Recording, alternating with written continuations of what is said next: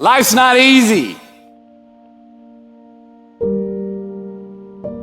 Life's not fair. It never was. It isn't now, and it won't ever be. Do not fall into the trap, the entitlement trap, of feeling like you're a victim. You are not. Unbelievable is the stupidest word in the dictionary. Should never come out of our mouths. To say, oh wow, what an unbelievable play. It was an unbelievable book, an unbelievable film, an unbelievable act of courage. Really? Give others and yourself more credit. It just happened. You witnessed it. You just did it. Believe it. So acknowledge the acts of greatness as real, and do not be naive about mankind's capacity for evil, nor be in denial of our own shortcoming. We've all got two wolves in us, a good one and a bad one, and they both want to eat.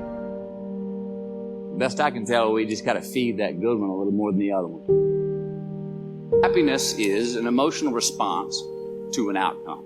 If I win, I will be happy. If I don't, I won't. Happiness demands a certain outcome. It is result reliant. And I say, if happiness is what you're after, then you're going to be let down frequently, and you're going to be unhappy much of your time. Joy is a different thing. Joy is not a choice. It's not a response to some result. It's a constant.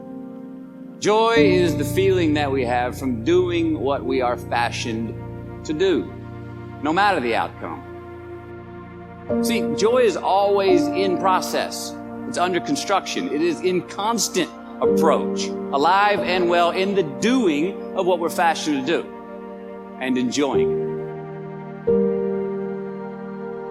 it. Define success for yourself. What success is to you. Is it more money? That's fine. I got nothing against money. No.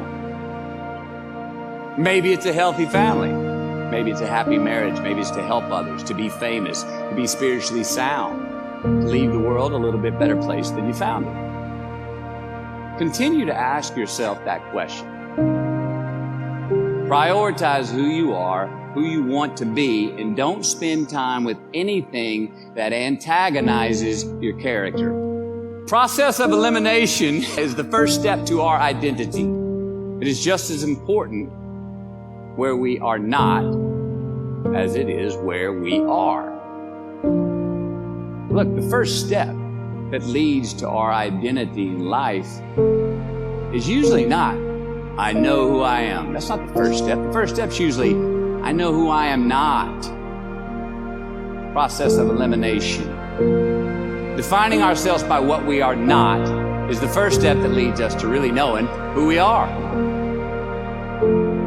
Knowing who we are is hard. It's hard. So give yourself a break.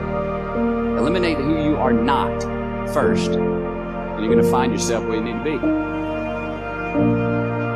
Don't leave crumbs and the beauty of delayed gratification.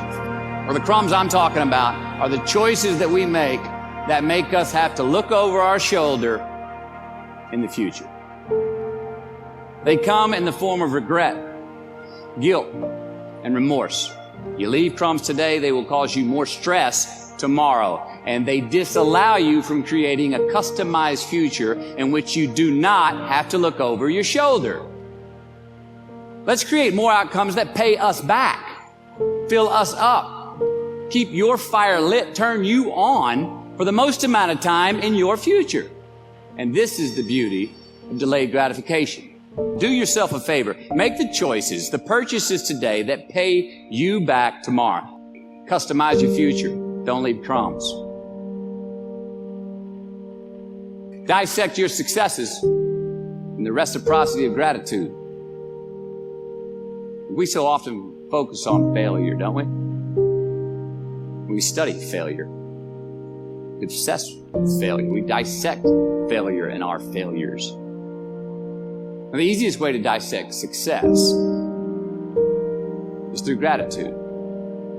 Giving thanks for that which we do have, for what is working. Appreciating the simple things we sometimes take for granted. We give thanks for these things, and that gratitude reciprocates, creating more to be thankful for. It's really simple, and it works. Make voluntary obligations. I'm talking about the ones that we make with ourselves, with our God, with our own consciousness. Now again, these are not societal laws. These are faith-based obligations that we make on our own. These are not the lowered insurance rates for a good driving record. You will not be fined or put in jail if you do not gratify these obligations I speak of. No one else governs these but you. They are your secrets with yourself, your own private counsel, personal protocols. A roof is a man-made thing. You ever choked, fumbling at the goal line, stuck your foot in your mouth once you got to the microphone, had a brain freeze on the exam that you were totally prepared for? Or maybe you've had that feeling of, oh my God, life just cannot get any better than this moment. And ask yourself, do I deserve this? Now what happens when we get that feeling? Tense up. We have this sort of outer body experience where we are literally seeing ourselves in the third person. And we realize that the moment just got bigger than us.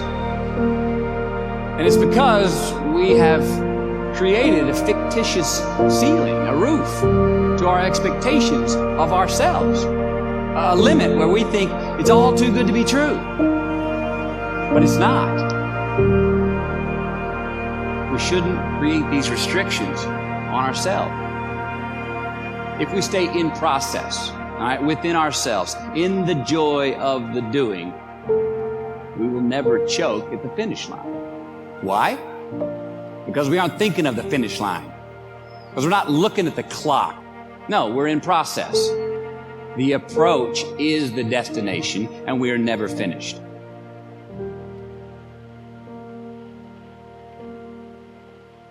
We do our best when our destinations are beyond the measurement, when our reach continually exceeds our grasp, and when we have immortal finish lines. The race is never over. The journey has no port. The adventure never ends because we are always on the way. So do this, and let somebody else come up and tap you on the shoulder and say, hey, you scored. Let them run up and tap you on the shoulder and say, man, you won. Let them say, thank you. Take the lid off the man-made roofs that we put above ourselves and always play like an underdog.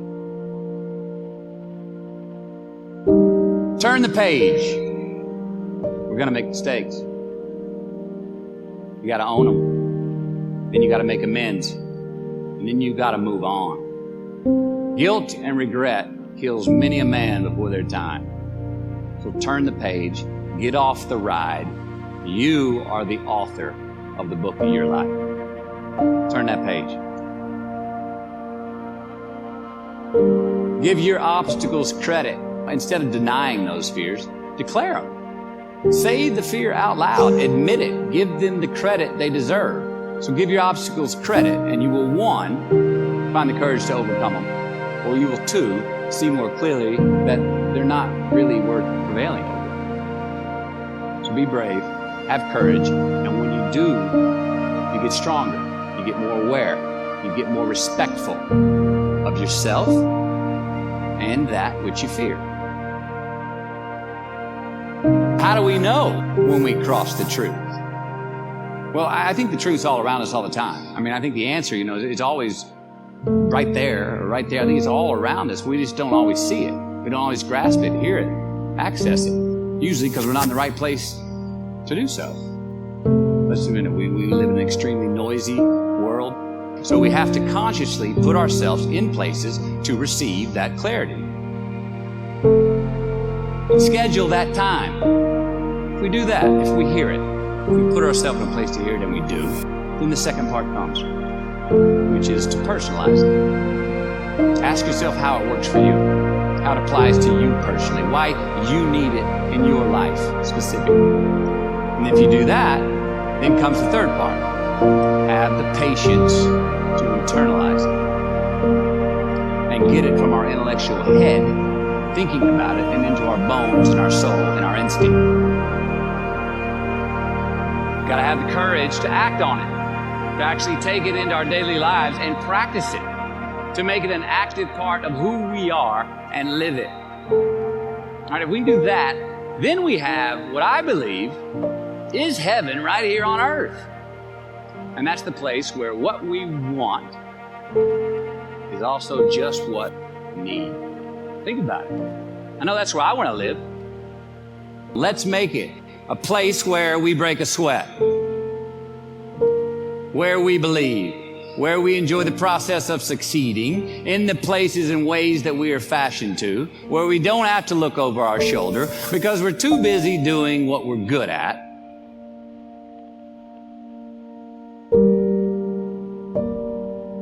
Traveling towards immortal finish lines, we write our own book, overcoming our fears. We make friends with ourselves.